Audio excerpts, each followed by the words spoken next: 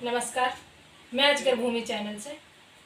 आज हमारे साथ बात करने के लिए मौजूद हैं अजगर भूमि चैनल के प्रबंध संपादक संजय सचदेव जी। नमस्ते। ये जो किसानों की जीत हुई है, या यूं कहें कि आधी जीत हुई है इतने समय की लड़ाई के बाद, आपके इस पर क्या विचार है? लगभग एक साल तो लगातार आंदोलन करते हुए 732 शहीद हुए। सरकार अपनी जिद में अटकी रही, कभी खालिस्तानी, कभी आंदोलन जीवी, तरह तरह के शब्द करते रहे। लखीमपुर में किसानों की हत्याएं हुई, देश के डिफरेंट बॉर्डर्स पे किसानों पे जुल्म हुआ। जब आंदोलन शुरू हुआ था, पंजाब से जब किसान आ रहे थे तो हरियाणा की सीमा में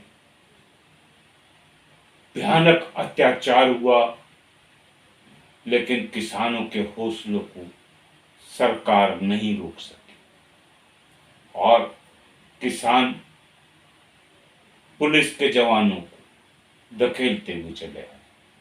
पुलिस के जवान भी किसान के बेटे हैं, उनमें भी इतनी हिम्मत नहीं थी कि हुक्म देने वालों के काले कारनामों के ज्यादा हिस्सेदार बनते। एक साल के बाद शायद राजनीतिक कारणों से, चुनावों को देखते हुए, हाल फिलहाल के चुनावों में हार को देखते हुए, बंगाल में हार को देखते हुए, सत्ता में नशे में चूर लोगों ने फैसला किया कि तीनों कृषि बिल जो किसानों के हत्यारे बिल थे, जहां बिल आने से भी पहले अडानियों को पता चल गया, वहां उन्होंने बड़े बड़े गोदाम बना दिए, बहुत कुछ चीज कर दी। जब तक किसानों को समझ में आता, उन्हीं की धरतियों पे वो साम्राज्य खड़ा कर लिया। कोई जमील रामलाल के तो कोई कन्हैया लाल के, कई फिरोज खान तो कई और नाम। लेकिन जब यह आंदोलन चला तो याद आ गई स्वर्गीय चौधरी शरण सिंह के नेतृत्व वाले किसान आंदोलन और किसान आंदोलन की चौधरी महेंद्र सिंह टिकैत के नेतृत्व वाले, जिन्होंने सरकारों को झुकाया था। और एक बार फिर घमंडी सरकार, नरेंद्र मोदी की सरकार को झुकना पड़ा। देव दिवाली के दिन, गुरपूरब के दिन ये ऐतिहासिक घोषणा हुई। लेकिन अभी तो ये लड़ाई है, आगे और लड़ाई है। अभी मिनिमम सपोर्ट प्राइस की बात पूरी नहीं हुई। जो बिजली का बिल है, जो किसानों के गले में फांसी के फंदे की तरह है कि पहले बिल दो और फिर उसके बाद में सब्सिडी लो। किससे? जो धन्ना सेठ हैं, जो सरकारों के बिजली वितरणों के ठेकेदार हैं। भाई, जब सब्सिडी दे रहे हो तो टुकड़ों में क्यों दो? ये पहले जमा करो फिर वापस क्यों? किसान के पास कहां से पैसा आएगा? अपने खाने के लिए है नहीं। लेकिन मैं सलाम करना चाहता हूं हिंदू, मुस्लिम, सिख, ईसाई सभी किसानों को जो एकजुट हुए उत्तर प्रदेश की पंचायत में,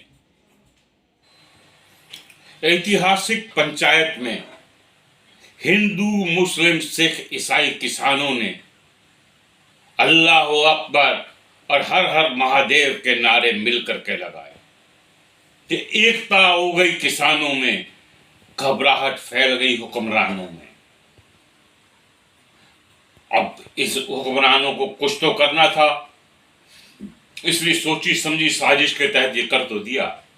लेकिन मेरी सोच में किसान इतने अनाड़ी नहीं हैं। उन्हें अन्याय अत्याचार का पूरा समय याद है। अब इसे देखना है कि क्या धरातल में क्या सच्चाई आएगी। जैसे कि आपने कहा कि ये सब यूपी के चुनावों के नतीजों के दौरान किया गया, जैसे कि वहाँ पे सरकार हर जगह गिरी, तो क्या इसके पीछे यूपी के चुनाव ही हैं या सरकार की फिर और एक और नई राजनीतिक चाल है? इसके बारे में आपका क्या कहना है? देखिए, सरकार की राजनीतिक चाल या उत्तर प्रदेश चुनाव या कोई और साजिश, ये तो समय के साथ पता चलेगा। लेकिन मुझे विश्वास है कि उत्तर प्रदेश के भोले भाले किसान झांसे में नहीं आएंगे। वहां झांसी की तो है, झांसे की जगह नहीं है। इसलिए सरकार को, चाहे अगर यहां तो समय रहते जब आंदोलन शुरू हुआ था तुरंत किसानों के सामने घुटने टेक देते, मान लेते जायज मांगों को। 11 बार 12 बार मुलाकातें चलती रही, लेकिन नतीजा कोई नहीं। आरोप लगते रहे आतंकवाद के, विदेशी चंदों के, ना जाने किस किस चीज के, 2 दिन पहले तक भी। तो क्या रात में क्या करिश्मा हो गया नरेंद्र मोदी जी को? अब इसका जवाब तो जनता देगी। और जनता का राज है, जनता बड़ी मजबूत है। और सरकार ने अगर ईवीएम की धोखाधड़ी करने की कोशिश की तो जनता और करारा जवाब दे देगी, क्योंकि अब वो ईवीएम की धोखाधड़ी कोई बर्दाश्त नहीं करेगी सर, क्योंकि जनता को ये मालूम है हक के लिए अब लड़ना होगा, जीना है तो मरना होगा। नमस्कार।